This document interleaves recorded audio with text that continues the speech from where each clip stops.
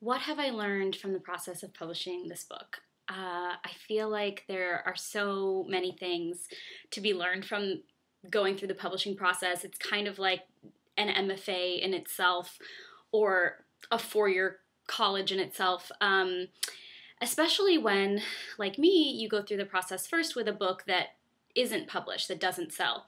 And so when thinking about what element of craft I was going to talk about for this, what I wound up returning to was the more kind of emotional, nebulous quality of patience and learning patience.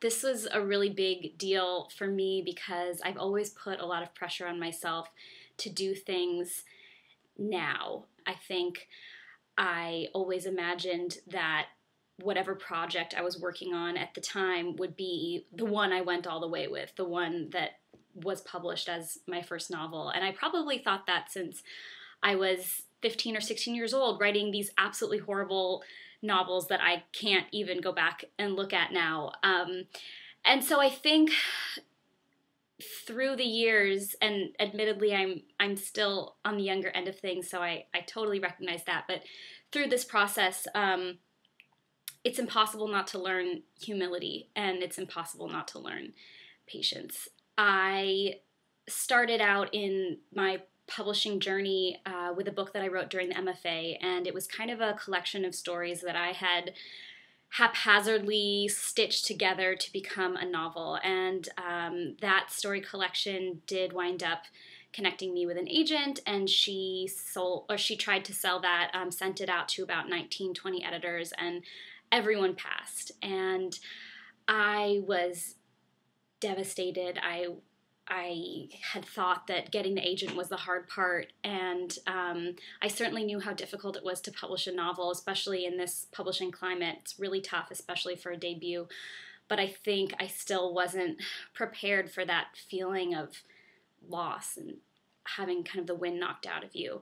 And so we got a lot of responses from editors saying, this isn't really working as a novel, but we want to see more from this writer, and we enjoyed the writing. And so I slowly kind of grieved that novel the way that you might a relationship, and then I started this next one.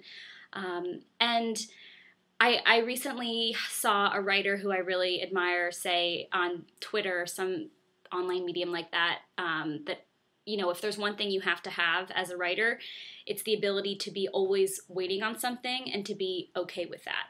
So one of the things I learned is that everything happens more slowly than you expect it to. That goes for the writing, it goes for the editing, it goes for the selling process, publicity, copy editing, coming up with the cover. In some of these cases, you have more control than in others. But I've likened writing a novel to a pregnancy, and I'm sure many, many people have done this before me.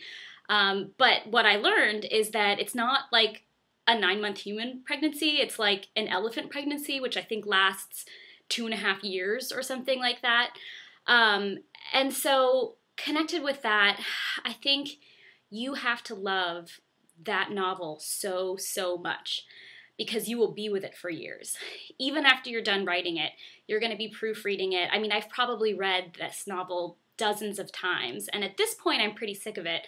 But I think I would have gotten to that point a lot sooner if I didn't love it as much as I do. You have to be leading that charge, and I think that sense of passion is the only thing that can carry you through the moments of impatience, through the moments of rejection, and it's also contagious. I think even the publishing house or my publicist, like seeing how passionate I was and how willing I was to jump in to the publicity process made them feel more excited too.